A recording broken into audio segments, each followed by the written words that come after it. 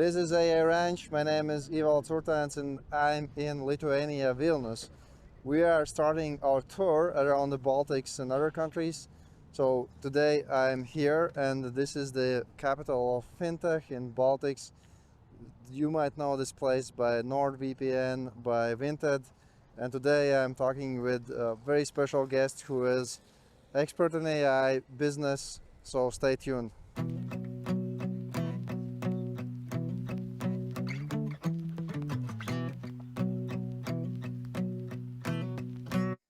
Today we feature Frank Sondors, Latvian-born entrepreneur who moved to UK at the age of 16, studied international relations, and then worked with European Parliament, then moved to tech sales in Google and many other companies. And recently, 2 years ago, he founded Salesforge in 12 months, hitting 3 million in revenue. And he has his flagship agent, Frank, which helps to write emails, book demos, and embodies his mantra of that code beats the headhound. Also, he is known for building in public and his bacon branding, and now he's targeting Japan. So join to hear us his story. Welcome. Thanks for having me.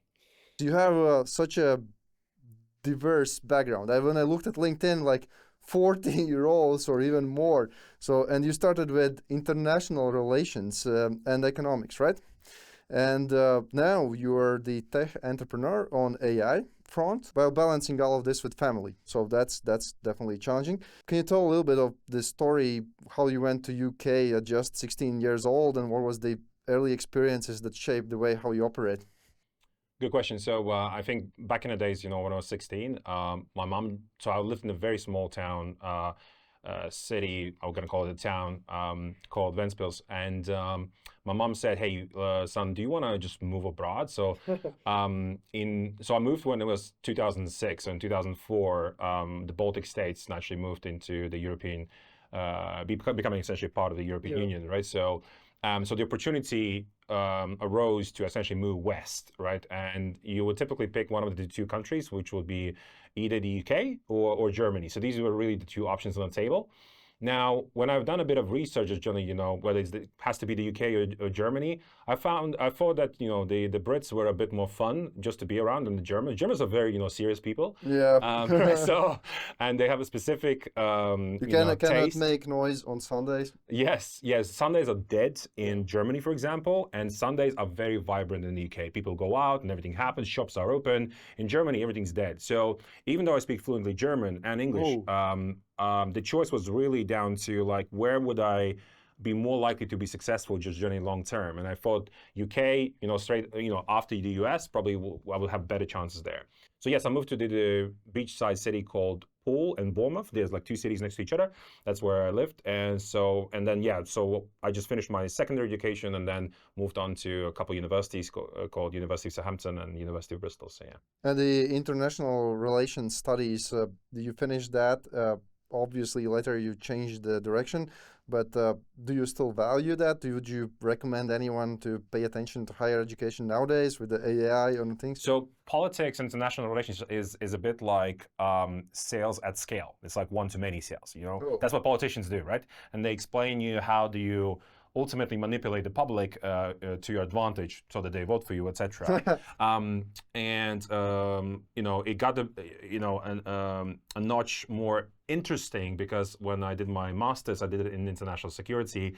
So we would study things like genocide and why genocides happen and how you kill people at scale, etc. Kill people at scale. Yes, how to kill people faster and so on and so forth. You get this, that is being taught in universities? Yes. Oh. What's the fastest way to kill people? And that's how genocides are being measured in terms of its,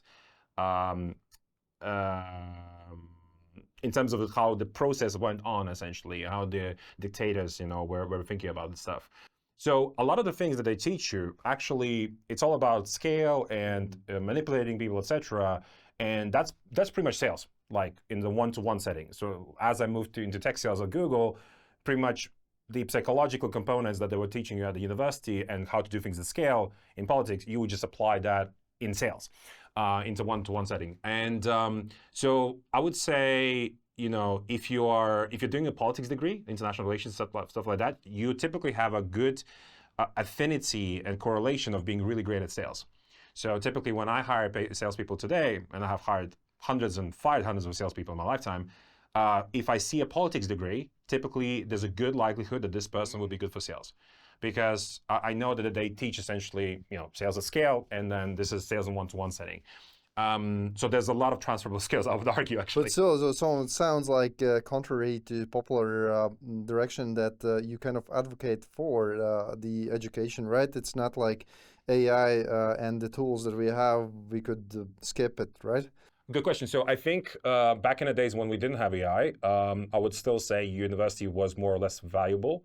But today, I don't think degrees matter as much because you can literally pick up stuff on YouTube, literally. So if you binge watch YouTube all day long for like, I don't know, And then 4 to 8 hours. and then go to your personal like educator, ChatGPT, to ask stuff. Personal coach, personal Yeah. educator, yes. And the more you feed into ChatGPT, it literally becomes your own personal coach, tutor, mentor, everything, everything. And if you know how to prompt ChatGPT in particular ways, it becomes a lot more powerful than you spending tens of thousands of euros, pounds, whatever, in a degree in the UK. The dilemma is that you need to be what I call an autonomous human to do that. You need to be a person that likes to tinker, that likes to ask questions, that is curious, genuinely curious about things. So then, yes, the ChatGPT path is much better for you.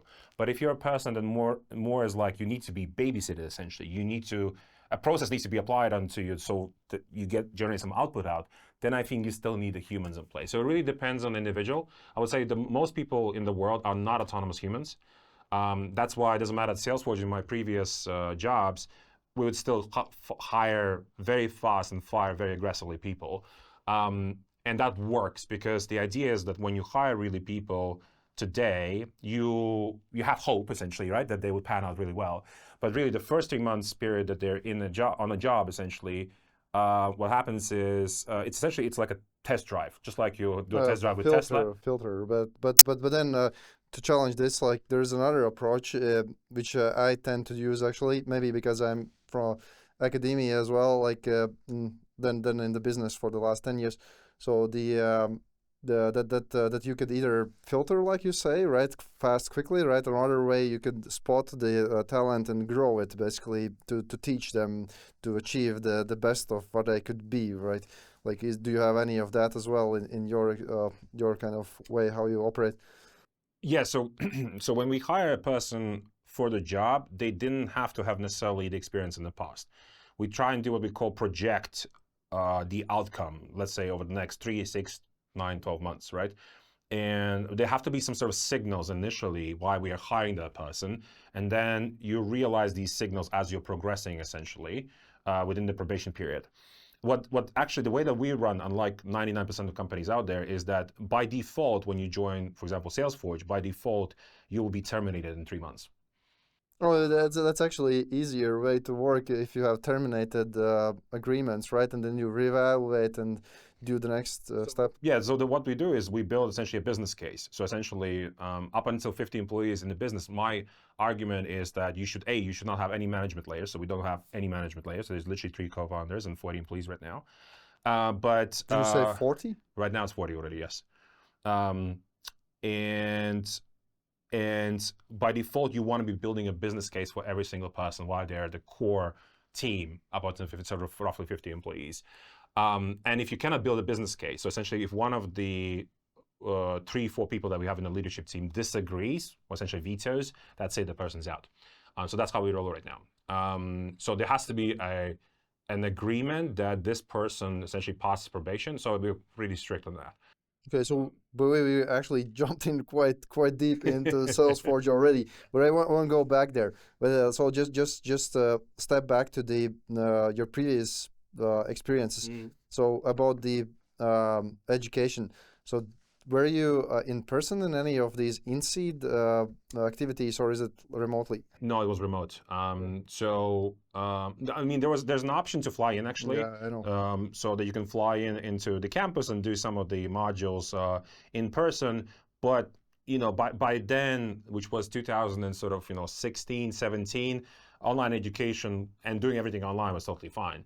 The only benefit of doing something offline is to meet cool people. Yeah, I was Networking. I met one of our investors through the InSeed actually. Mm. So that was the kind of these personal connections, Yes. and that maybe is also one aspect still valuable from the traditional kind of education.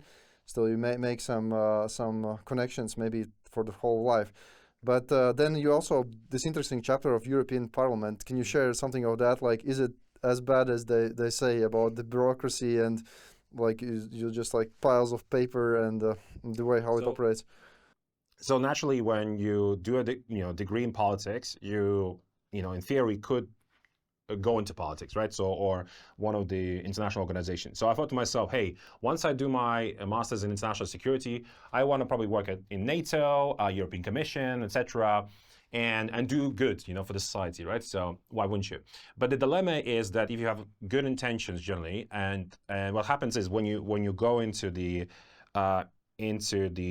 labor workforce and what typically happens is you start realizing the type of people that you're working with. So the first shock becomes the type of people that work in these organizations, and the second shock comes, what's the process essentially? So you either like it or not, and same with people. You either like the type of people who are working these places or not, and then it becomes yes or no. And then I realized quickly on both fronts, both the type of people that work in these organizations and the process is bureaucracy is not something that I'm into, because I'm typically if somebody knows me, people typically call me the machine. And that means I literally execute everything as fast as I can. And naturally, something like European Commission is totally the opposite of that. Yeah. So yes, you have to get through multiple approvals, etc. And some people are fine with that, but not in my mind, where you finish a bit of work and you're just stuck essentially, right? So, and then the frustration kicks in. Wait all the time. Yeah. So, I mean, if you get frustrated every single day, you're in the wrong job essentially, right? So what you should be doing is you should be in a job that gives you essentially dopamine every single day. So you need to realize what gives you that dopamine hit. So for me, dopamine hit is actually talking to people. So the more meetings I do per day, the more dopamine kicks in. And then what happens is typically literally up until midnight that I work right now, I'm not tired. I'm pumped. I'm ready to rock and roll. I could do this. So last night I worked till 3 a.m. and because I was very pumped. So as examples. And then I come in back at it and I continue. So yeah. Maybe listeners could also check out the NVIDIA's founder biography by Isaacson, NVIDIA Way. He's like 30 plus years CEO, and he still works like that, and even a little bit more than that. But he managed to do the family. He managed to do the company. He managed to do things whatever. Like for 10 years, the investors were laughing at them, and they were still working the hard they can. So I think kind of that aspect is essential, I think, to succeed. Yes, I agree. Now, on the front of, let's call it big good on the family front, on the business front, I actually disagree with that notion, because typically you need to optimize towards something. You either are optimizing more for the family or more for the business. In my case, I would say I'm a bad dad because I'm optimizing more for the business, but the optimization for the business is typically there is a time frame to that, right? So typically you want to invest into your business if you're running your first startup, especially any startup, I would say, you want to invest maximum effort in year 1 and 2, and then typically you want to slow down and you want to pass on essentially what's called the baton to somebody else. These are called typically lieutenants in the business, but that typically happens, as I mentioned, sort of after 50 employees. I think this is a good time when you start hiring VPs, essentially, whatever you're going to call them, that essentially are in charge of particular functions of the business. So yeah, I would call myself being, bad dad because I'm not around much, right? So if I turn up into your office like 9, 10 a.m. and if I do Monday to Friday till midnight every day, I'm not around much. I'm typically around during the Yeah, meetings. in my case, we're trying to first of all, I have one day where I take off, and then I fully dedicate to the family. Other thing is, I tend to do these some blocks when I'm around, then I very intensely on some specific thing, and then put everybody to sleep, and then I have my second shift. So it's I'm more of a different type of person, I think, because I'm more into, capitalism. Like I always believe in divide and conquer. So, a family is set of between typically a man and a woman, right? So if the man is more equipped to look after the kids, let the man do that, and do that to the max. If the woman is, for example, has been dedicated to look after the kids, then that happens. If both do that, then that typically leads to inefficiencies in my head, right? So that's how I look at it. Don't get me wrong. I have a great wife who is actually doing that, and that's why we're a good team. How it sounds that you have similar experience. So, but at the same time, just from the history, like Rockefeller built his huge empire, like 5 children, small children, managed all of their children, then managed to do good stuff. So it is possible. Like the more you do, right? So from the time of Google, like, is there anything you take from that time that is affecting how you operate? Yeah, so I mean, straight after the European Commission, when I realized that too much process, not the right people, then I decided to do essentially a 180 sort of U-turn. Opposite. Yeah, totally opposite of that, yes. And I was like, never again that I'm going to be working in the public sector. Well, I mean, my missus tells me, and my mom tells me, maybe you should become a president. You could be good at that. But I was like, public sector, I was like, I have really PTSD essentially from those times. But yeah, then I thought to myself, damn, I have to do something totally opposite, and which would be one of the best companies to work at. And again, in your early career days, you want to work for the most sophisticated, the most digital, whatever companies out there, and it has to be some sort of a bigger org that typically pushes boundaries, etc., so that you can push your mind, etc. Right? So you need to understand what is possible. That where people typically, you'll be in the bubble essentially of people that think outside the box by default. You need to be in that environment, and that pushes you naturally. So it would be companies like Google, Facebook, etc., right, that you could kind of apply.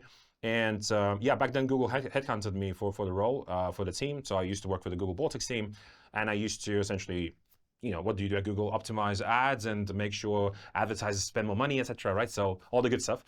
Now Google has Google Cloud, which is the second revenue driver. But yeah, that was the job, and this was the first really, I think, experience with really what I would call tech sales, talking to people on the phone, etc. I still remember my first call. I think I was crying my first call. Crying in your first call? Yeah, because like when you switch suddenly from European, Commission over to tech sales, and you're frustrated, and then the customer is talking at you, and you're trying to do things, right? And then things just don't pan out. You feel like you're stuck, and yeah. So I remember the first call, I was crying. But then I think that was the last time I was crying. So on the call. I was just thinking, like, tears of joy of getting rid of the bureaucracy and stuff. But of course, sales and stuff. So like if you do it first time, maybe it takes a while. But you can get solid on that. Yeah. Yeah, I think the most important, doesn't matter whether it's me or anybody else. You need to accelerate competence very fast, right? So yes, you will. It's like, so you will fall, X number of times, but the idea is that you fall fast, you fail fast, and then you move on, right? That's expected at Google or any other companies typically. So yes, the first week or two were bumpy ride, let's go that way. But then I became one of the top essentially people for the program. So there were multiple revenue programs, but so Google is fantastic if you wanna essentially, if you think of it like as a digital academy, essentially, right? So let's say you go to uni, they teach you a lot of frameworks, theory, etc. But then you want to learn about the real stuff, what's happening online, etc. And guess what? Google is fantastic for that. They teach you a lot of cool stuff, and a lot of things that you'll see in Google internally, you'll never see that outside of Google, because there's a lot of internal systems. But Google's a fantastic company, but at the end of the day, Google has a very high turnover of people. And I think there's a few reasons for that. But one of the reasons would be, when you join Google, you do feel like you are just a unit. You're essentially the face of the machine, because the machine is running, it's spitting out cash, more ad dollars, etc. In the later years, the Google, Amazon, and the likes, they have one way how they try to mitigate what you're saying. Yeah. Is that they make it deliberately extremely difficult to get the good roles. Basically, so they have all of these, like, I don't know, like 7 interview steps, and then when you manage to get all through this, then you probably don't want to lose it immediately. So it's kind of probably a way to psychologically align you so that you will not feel like that. So I would say, so the dilemma was, so this is more for the senior roles, totally agree with that. But I went through the, let's call it the entry path. So what typically happens is Google hires very, very bright people, super ambitious people. But then what happens is everybody starts overperforming. So imagine if you're in a team where everybody's overperforming typically, and then you're competing for a promo. And guess what? At Google, people like only 5 to 10% of people get promoted once every 6 months. So that means the people that don't get promoted, you're essentially stuck in a queue. So you kind of start having the memories back of the European Commission where there's there's a red tape that's baked in. That's normal in every company, right? You want to optimize for efficiencies, etc. And that was particularly paramount back in 2017. So I joined in 2016 roughly. I joined in 2015. And what was happening was back then is Google needed to increase its share price significantly. So they installed essentially a new CFO at Google called Ruth Law. So it was the ruthless law essentially at Google, where she came in and she started to cut everything essentially. So essentially from a startup vibes, you became very quickly a corporate, hardcore. And yes, you can see the share price nicely went up since 2016, 17. So a lot of people like, hey, hooray. And if you had, stock options at Google, you were very happy. But that also meant that the way that Google thinks about things like experimenting with things, being googly. The word is like day of experimentation or hours, 20% or something. Do you remember? Yes. So at Google, you definitely have these, you have rotational programs, but yes, Google does encourage you to experiment. But after 2016, a lot of things were cut just generally. It was not as rosy, or was not as googly essentially as Google paints the picture. Yes, so it became a proper corporate, and then so you had I would call it the mass exodus from that time. A lot of people started to leave, and they started to go to the younger days of Google. So that would be like companies like Facebook. So Facebook was let's call it the younger brother of Google. From like you could join Facebook, and Facebook would be cool for a while as well. But you can see a lot of people, let's say on LinkedIn, what they typically do is they spend like a year or two at Google.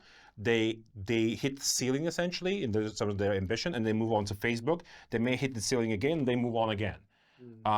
Because the dilemma is it's a very similar sort of corporate structure in all the companies where it's very hard to go beyond. But also the problem is that like in Google, the way you rise through the ranks is you will work on ads all the time, typically. The core business. Yes, and it's core business, right? So if you love ads and working nonstop on ads, you should definitely stick around. But I wanted to sort of broaden. I think I had the ambition to just broaden my competence.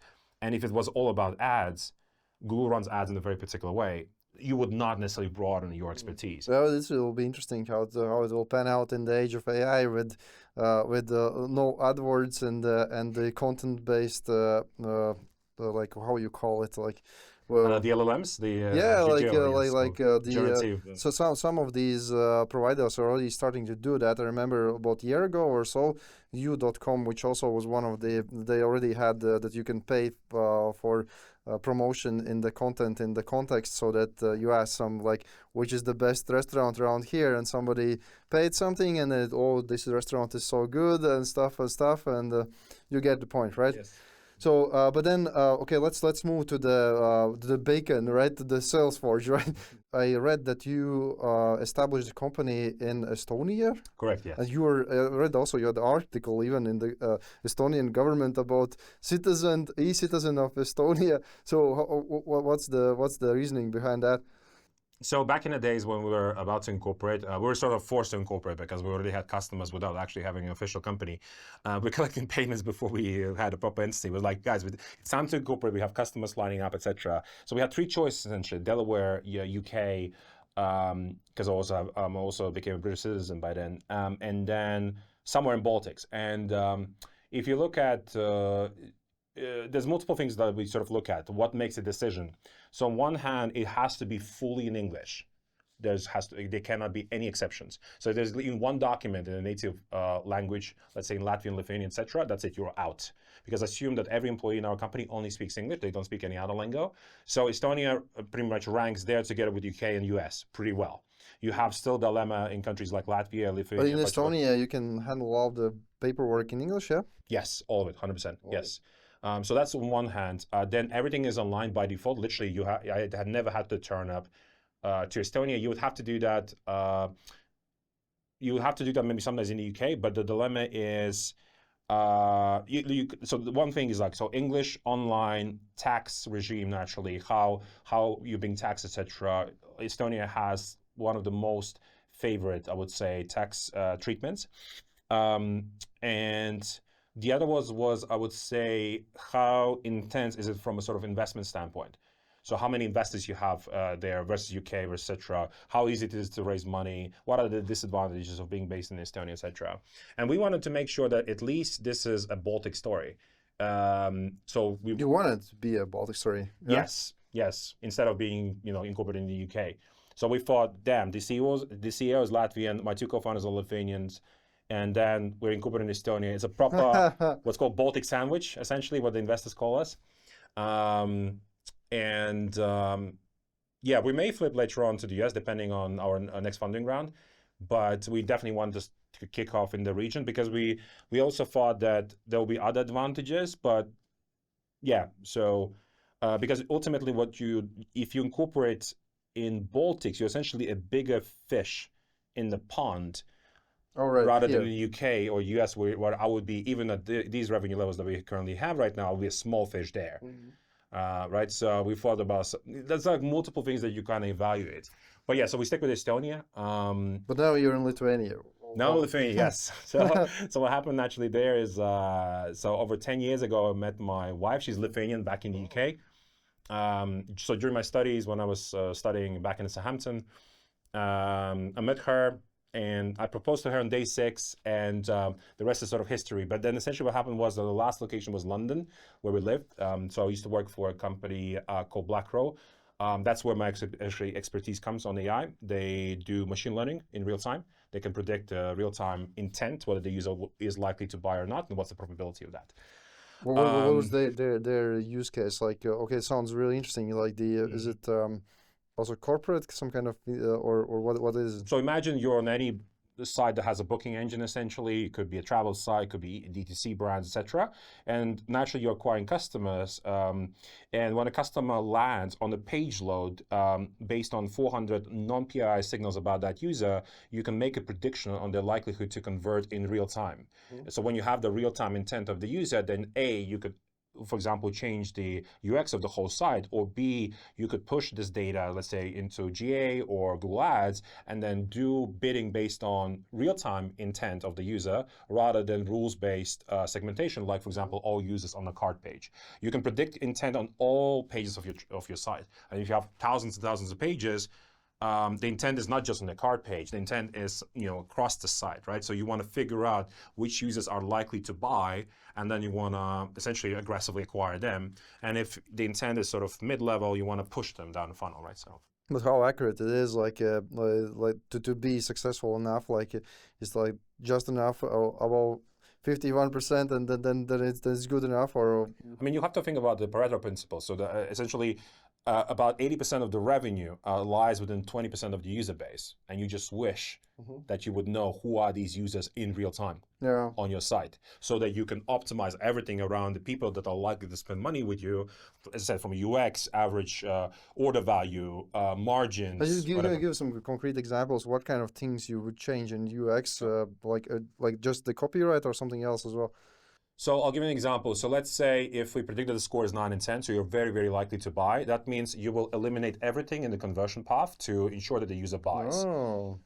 When it comes to retargeting, so let's say on Facebook and Google, you would actually exclude these audiences. But in that case, if the score is lower, like what could you do? Good question. So the most aggressive examples that you would have is if the score is, let's say, 1 to 4 to 5. Literally, these people have close to 0% likelihood to convert.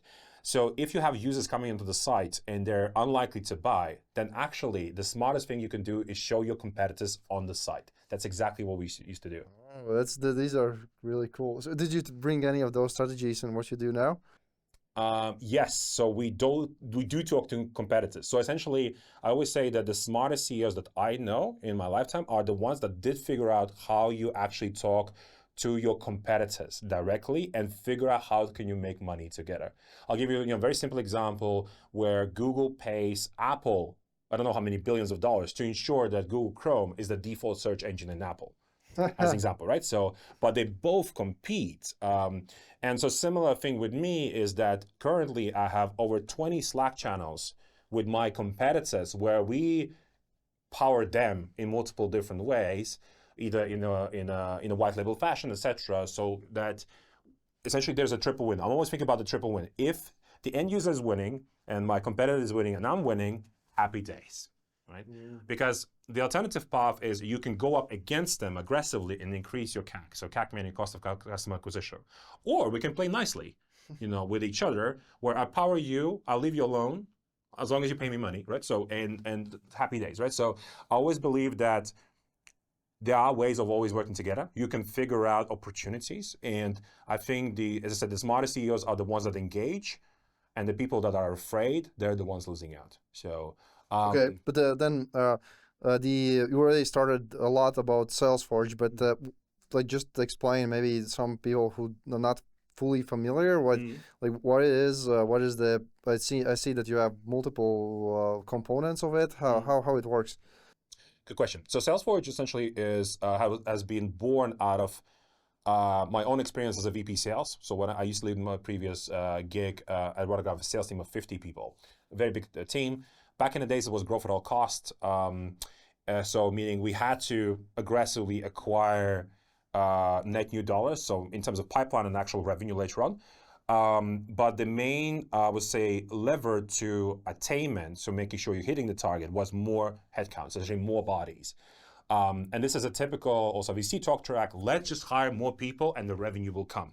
But guess what? That's not typically how it works. Yeah. That's not how the math stacks up. For different reasons, you start hitting a ceiling, and you realize that headcount actually leads to more problems. And, more people, more this problems. is very different from software development, like in service or something where, like how much software programmer can do, right? And they can calculate output. Sales is is it that predictable, right? It's not that predictable, right? It's not that. It is.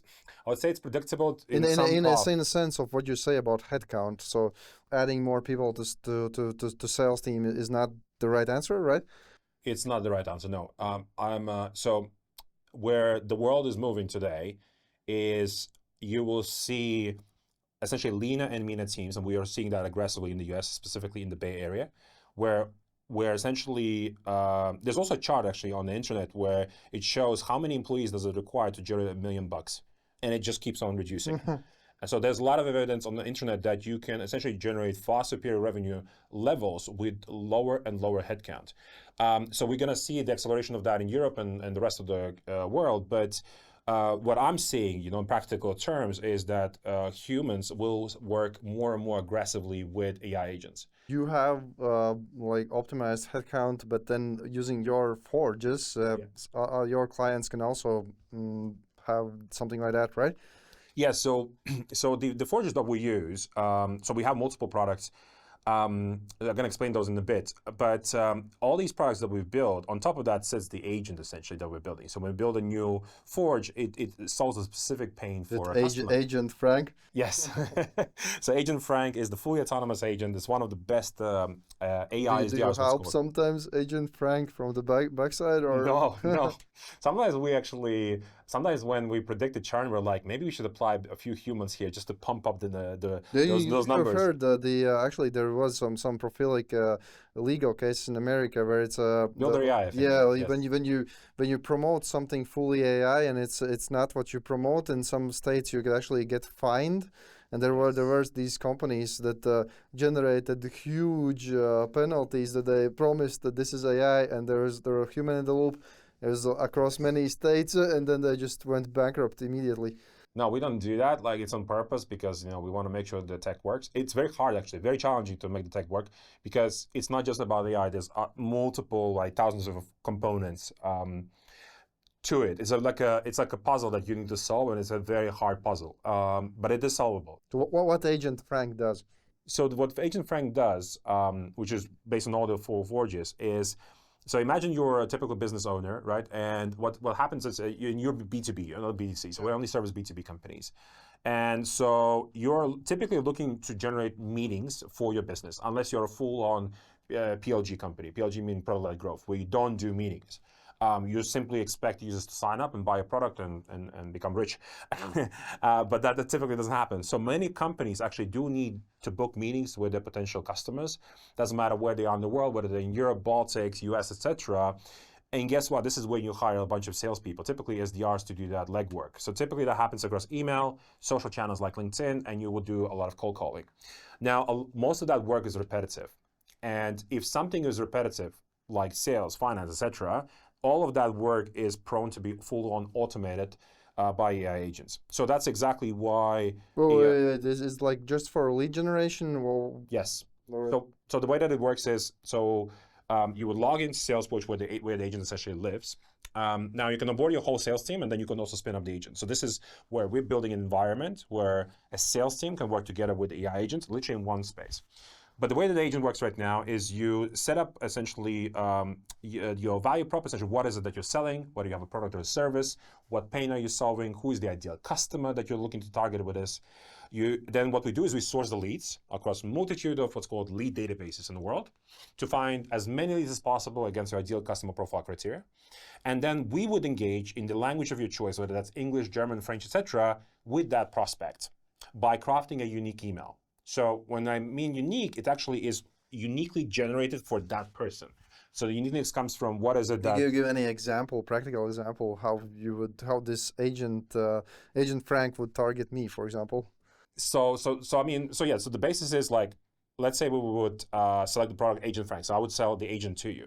So that's the context that we provide into computation. And then the context on what we call the buyer side, let's say we would go and check out your LinkedIn profile, we'll go and check out your website, and we will go and check out essentially other public sources.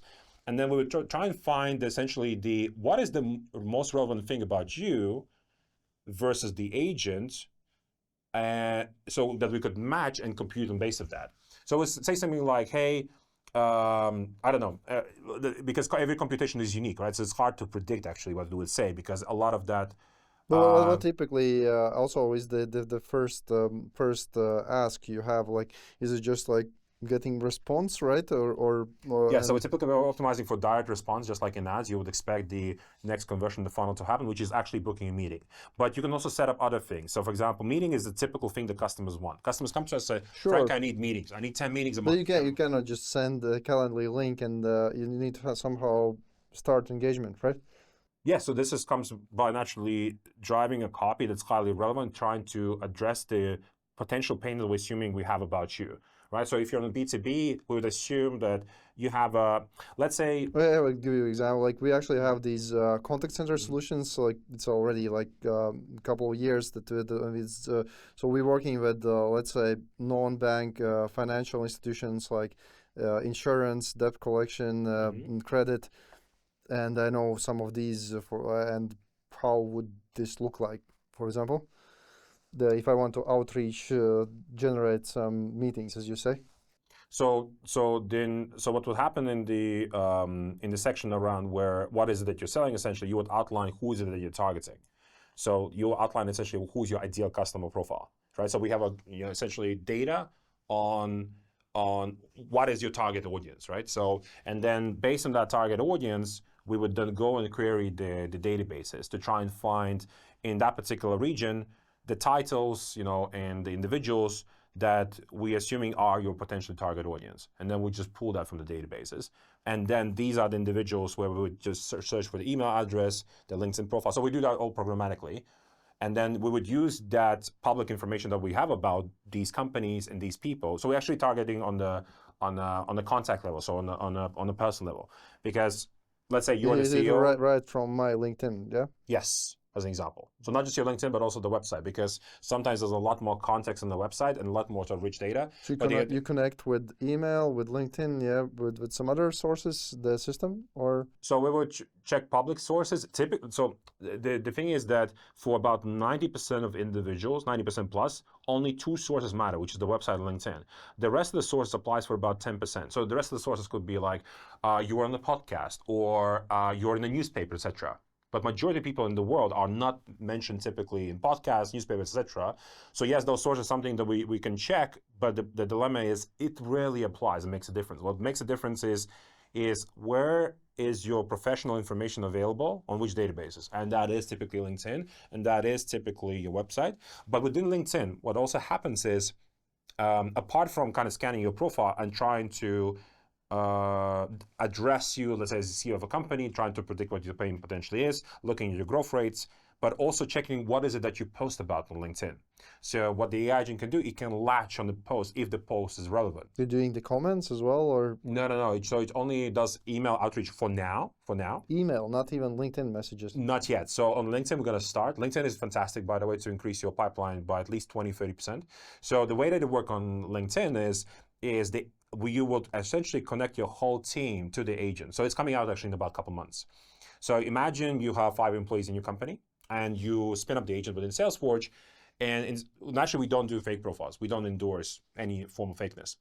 But you can connect your whole team to the agent essentially, and then you will become essentially the sidekick of the agent. So the agent will use your profile to engage with your potential audience. So that's the next step. But what is the point of connecting multiple profiles? Yeah.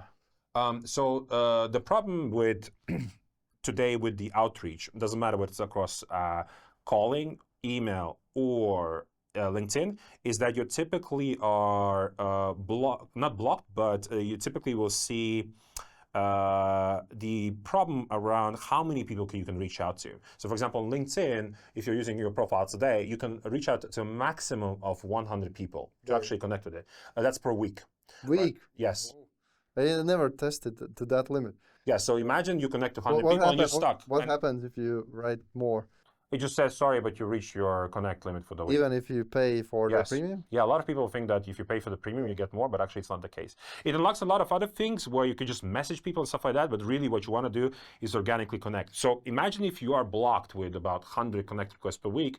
Well, the only way, if you have a huge TAM to address, then the only way is to connect your team essentially, right? So already testing this, I have right now about 30 profiles. We're already running tests that are connected to our current engine. And across 30 profiles, we connect to about 8,000 people on a monthly basis. Where about half of them, about 50%, we actually connect. And from that, we have about 30% reply rate as an example. So that means a lot of replies. So what is the response there? Like, what is the actually any kind of response to these messages? Could you repeat? It's about 30%. 30%? Yes. So, email has about 5%. Wait. So you said 8,000, let's say 8,000 messages on LinkedIn. No, 8,000 people connected. Sorry, we connect with 8,000 people. About half of them actually accept. That means we are in contact, or we can send a message to about 4K people. And out of 4K people, 30% reply rate, that's a lot of replies. Yeah. So there's multiple reasons for that. But ultimately, on email, your typical reply rate will be about 5% if you're doing a good job. On LinkedIn, because it is not email. Email has a lot more fatigue, a lot of different problems. It has spam problems, many other problems that needs to be tackled. On LinkedIn, you will always see higher reply rates, always. But the dilemma with LinkedIn, as I said, you can only reach out to about 100. Yeah, no, I understand. That's cool. But then, like in this age of AI and the way how your system works, I was always wondering, like, how big a problem is these spam filters and huge, and also in the. I think they probably would do something in LinkedIn as well, because like at least I myself, I didn't know that you're not yet there, but basically I get every day like these dozens of personalized messages. But then what is your strategy along these lines? How to make this type of approach still workable?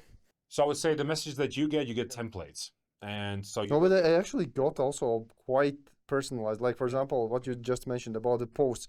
Oh, I saw your post about regulation on that and that, but I don't know the person.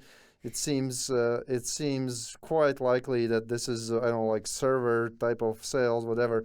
But these kind of things appear a lot, and I don't open all of them. But basically, what is the kind of the way? Is it still numbers game? Just like like the similar with email at some point? I wouldn't say it's a numbers game. So I'll give you an example of where the whole world is moving. So it's moving towards. So because of AI, it's much easier to compute content, connect with people, etc. Right? So what we're seeing is, let's call it the volume is increasing, so the noise is increasing. At the same time, the new trend is popping up, which is essentially all about canceling the noise. How do you cancel the noise, right? So there's a lot of things that will be done on that front. So on one hand, let's say in email, Google, Microsoft are introducing more restrictions essentially, which makes it harder to reach out to another business that has never received an email from Yeah, you yet, I right? was thinking that's one easy way is just to filter if they are in your contact list, right? Companies apply a multitude of different things, but where the world is moving today, so imagine you apply an agentic capability, let's say like Agent Frank, to reach out. So you're using an agent to actually outreach. The reason why you're doing that is because you have inefficiencies, what we call on the seller side. But at the same time, what happens on the buyer side is that the buyers are, yes, potentially more overwhelmed with messages. Instead of templates, they started receiving more better emails. Right. But the dilemma is still the buyers are overwhelmed with comms. So you have still this inefficiency between the seller and the buyer. So the only way to address this, if the buyer also implements the AI agent. Yeah, I know. That's something I was also thinking like well, what do you think? Like how long it will take for all of us to have AI agents talking to each I think other? about a year or two. Year So or we're very two. close, yes. Yeah. The problem is that you have billions and billions of dollars being pumped on the technology side, like on the AI front. So things are moving very, very fast. And I already have seen companies on the buyer side that already do, that already check email, essentially, every single email. Yeah, that comes in. we in the one of our products, like this also the contact center Eldigan, it's been deployed on these financials, telcos. Yeah. We have it also omni-channel on the buyer side. So basically, it gives the so we have integrations with Outlook and whatever. It's still not yet any of our clients not fully automated things, but basically it is giving them stats of the comms and also gives the answers for the with integrations. I'm working with enterprises, so you have all sorts of integrations. Like for example, one of the largest parking operators in Riga. So and they pull in all of the penalties, everything, and just one lady is able to work with the I don't know hundred of parkings, Yep. and this is on the kind of as you say buyer side or client side. I think right now it is the off-the-shelf systems maybe are too generic, but I think we're moving there. It's quite fast, right? And you also, if you're perfect the sales part, you could also move easily to other side as well, right? We're doing that actually, yes. You're doing that in about a year or two, yes. We're going to start building tech on the buyer side. So the reason why we're doing that, so our so you'll be Agent Frank, negotiator of deals, right? Yes, but really, so on one hand, our strength of our business comes from what we call so we talked about agentic stuff a lot, but the agent sits on these what's called forges. So these forges, essentially solves a particular pain point of a typical seller that when it comes to outreach.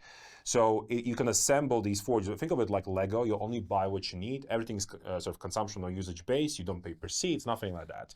And so think of it like Apple or Microsoft, right, where you only buy what you need, and then it aligns closely cost to value. So you're very happy. So the retention should get better, etc. So this approach. What are the Lego pieces? Could you tell a little bit more precisely? Sure. So we have literally six forges, 6 brands, 6 websites. So it's a lot to build. So it's a very heavy sort of product engineering company. But on one hand, the core product is called the mothership is called Salesforge. So Salesforge is where you execute. So you have to decide when you build multiple products, which is the core product? Where would users spend most of the time? Where do they execute, right? So Salesforge has been designated because in Salesforge you will execute, then a LinkedIn will come, calling will come later, etc. And then around Salesforge, you build this sort of, let's call it the ring of fire around other forges that make Salesforge a lot more powerful. So an example would be a product called LeadsForge. So LeadsForge is like ChatGPT or Perplexity, where we connect to multiple databases. So what the problem that we're trying to address there is that typically the users, if you want to maximize your TAM, so total addressable market and the leads, etc., you need to use multiple data solutions.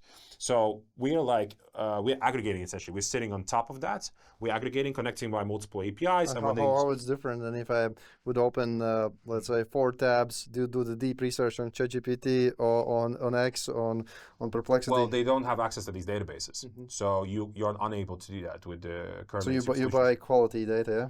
Well, we connect to so the thing is, so we solve the quality part by doing the aggregation. So we also validate the data. So on one hand, I give you more leads against your ideal customer profile criteria. So we're solving that problem.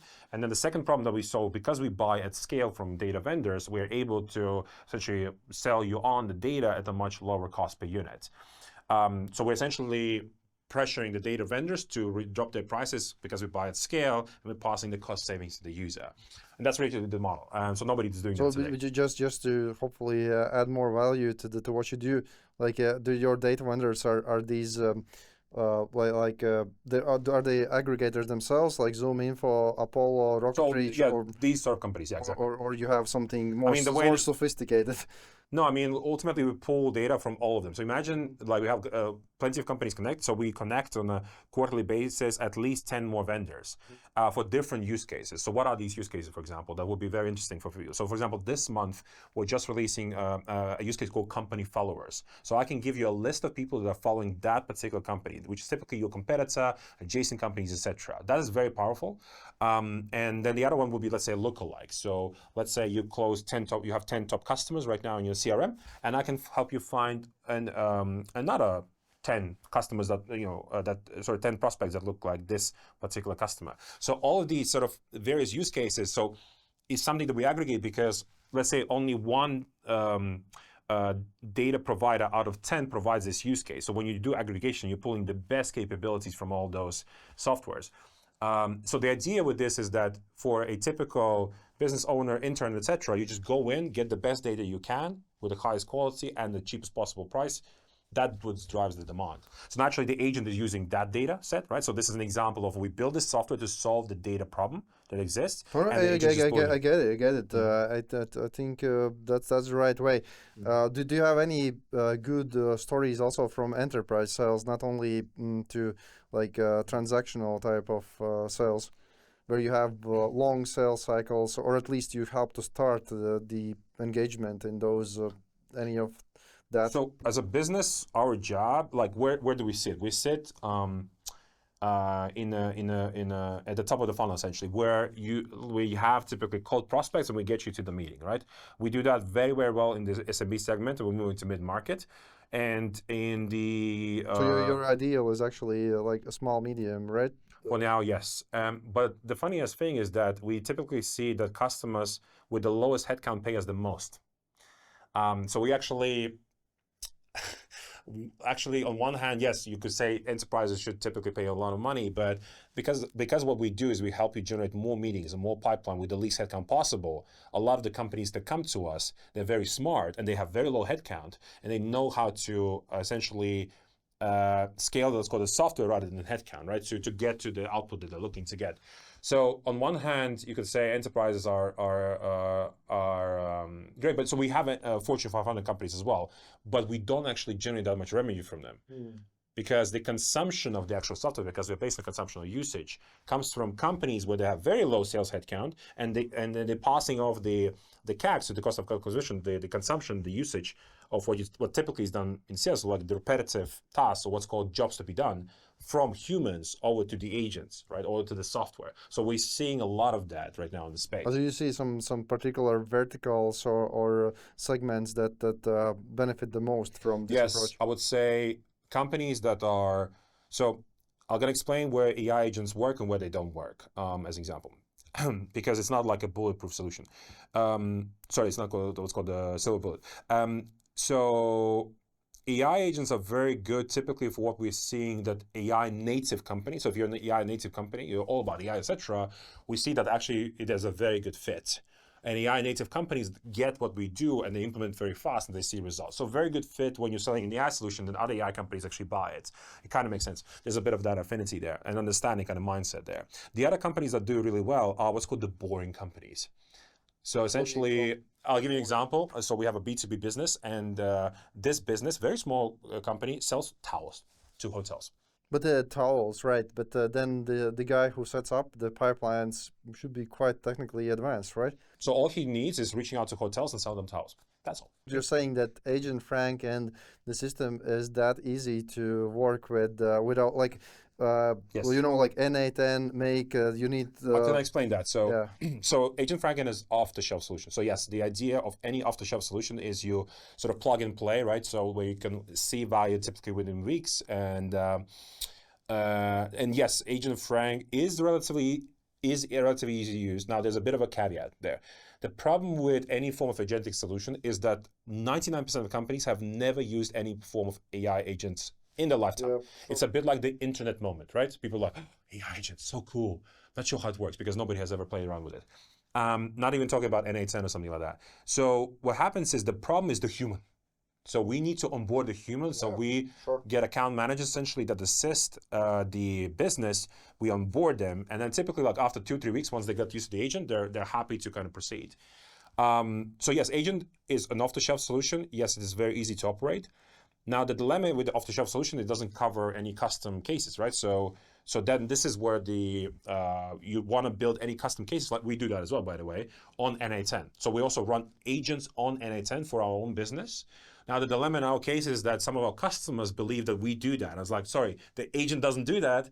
It's our NA10. Is there a Salesforge integration in NA10, yeah? It's coming actually next month, like a native integration, but we run right now a lot of stuff where we hook up via API Salesforge, let's say, and NA10, but we also hook up other agents. So for example, we're running voice agents within NA10. So I'll give you an example. Let's say if you sign up to Salesforge today and you don't end up buying anything from us and we have no communication, no history on you for the first sort of 7 days, Agent Frank will call you essentially. But it's not our own solution. What the voice solution will do?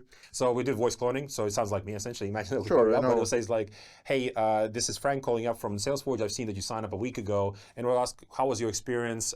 Was there anything missing? Is there any reason why you didn't progress? So we're essentially doing intel farming, right? So we're trying to figure out what happened, right? And it feeds into our pipe.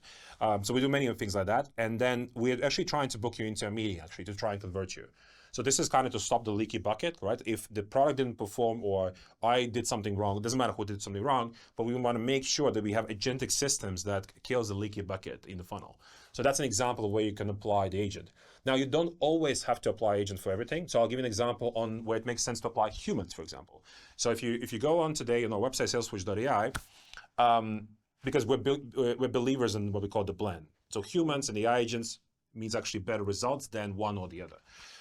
So on our website today, if you go on any of the pages, like pricing page, integrations page, you will see there will be like a bubble there, bottom right, where you can actually call a real human. So you can have a, conversation quickly, like it's like Google Meets essentially, like a Zoom call.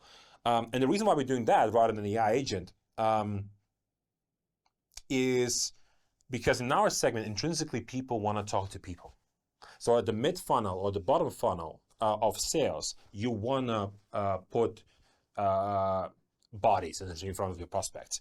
But at the top of the funnel, actually getting to the actual conversation, this is where AI agents are more prone, or automations are better suited. Right, so that's an example. You need to figure out that. By the way, in our systems, the pitch patterns is the voice analytics mainly on the other side, basically. So, but what we do is actually we use these robo systems to train the salespeople, so they basically can achieve the best state to go in later, right? Basically, so you imagine you would call your robo sales trainer and face all possible rejections, right, and objections, and then this platform would give you very detailed insights on that, and of course ongoing. So I think the side you're on the attack side have a lot of things on defense side. I think you combine these things for many companies makes sense. Yeah, so like essentially when I have a problem, it doesn't matter sales or not sales, like I'm always say, if you have a problem, you have to go the agent first solution today by default. Well, basically, not only the agent, but basically you always should think like AI first, and if AI cannot help me, then maybe let's... Yeah, but even with the AI, there's like two segments for me. Like the first one is like use an off-the-shelf solution because time to value is very important. Yep. If you don't know how to, if there's no solution in the market for whatever reason, go down the path of setting up NA10 or make.com, etc. So build a custom workflow that needs to be built to address your pain. And then option 3 is go for the actually outsource solution. So somebody essentially, these are the humans when it comes, agencies, freelancers, etc., that will solve that problem. And then the last resort is actually hiring a person. Yeah, well, this is not bad strategy. Like I think the N8N and these like you actually cannot do a lot of things if you're totally dummy there, but it should need to know a little bit things. But still, you can easy to learn. So and then you set up something, but it might not be fully reliable, and then you see that it works kind of good. Then you go to the next step. So I think it's the right way. But you have to compound, like, so for example, this year we have a goal to build out 1,000 automation flows in N8N.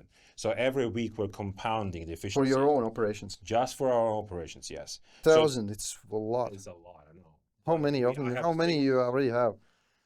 About 200 or so. 200. Yes. Give us some examples, like where it helps you to do things. So I'll give you a very simple example. So one hand, I already mentioned the voice AI agents, right? So we would hook up the voice agent LLM. Okay, but tell me something on your internal operations. So internal operations, very simple, like invoices, right? So invoices like a nightmare, collecting them, etc. So you hook up your mailboxes, and then what the agent can do is scour your whole mailbox for invoices and kind of push it to a particular email address or to the accountant, etc. So that will be like a simple admin. Do you connect it with bank as well to see if they pay it? We have an accounting software in Estonia, very internet friendly, where you can just push it and it will auto reconcile, things like that. So that's how you have. That's also another reason, by the way, why we picked Estonia over the UK and US, because Estonia is the most digital, the most automation prone to everything, right? So if you want to automate the most of the stuff in your business, that was also another thing why we said let's go with Estonia, for example. Well,